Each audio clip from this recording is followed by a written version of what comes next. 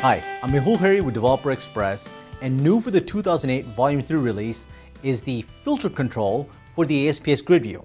Now this filter control lets you create complex filter criteria which can be applied directly to the grid, and it's pretty easy to enable. And in a previous video I showed you how to enable it as well as create conditions and modify them. Now, there's another version of the filter control. It's a standalone version that comes as a data editor, and it can be placed anywhere else on the page, whereas in the built-in version is embedded into the grid and comes up as a pop-up. And in this video, I'll show you how it can be used, but more importantly, some of the caveats that come with using the standalone version and why you may prefer to use the built-in version of the filter control for the ASPS grid view. So let's take a look. So as we saw in the last video, the filter control built into the ASPS grid view gives you a lot of functionality to filter and modify the items within the grid that are shown. You can add and remove conditions, change a column, change the operator, as well as change a condition's value. Now, there's another option to use the filter control.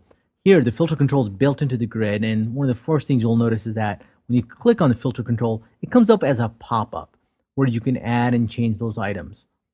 Now, there's a standalone version available as well. So here, it's a data editor that's sitting in a round panel. And the first thing you'll notice is it's not directly tied to the grid. So this allows you to place the filter control in different areas.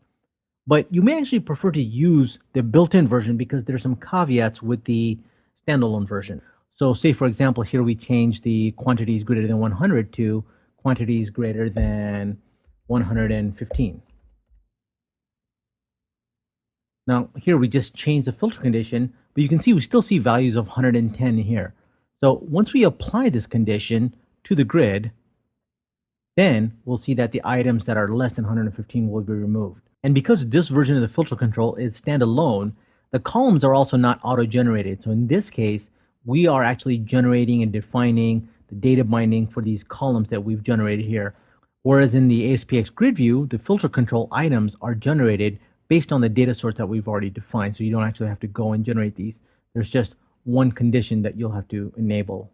And all I really need to do to enable this version of the filter control in the ASPX grid view is to set the show filter bar equal to visible. Now, the standalone version does give you a lot of freedom to use it. And as you can see, it has the same great look and feel. Another key difference with the standalone version is it doesn't use a pop-up. So when I want to add a condition, you'll see that it's added directly without showing any pop-ups. So you may prefer this, but as I said, there are some caveats to watch out for. So as you saw, there are some caveats like you have to generate the columns for the standalone version, as well as apply that filter directly. It doesn't get applied directly to the grid view like the built-in version does. So in my preference, I like the built-in version, but the standalone version is available for you. Thanks for watching.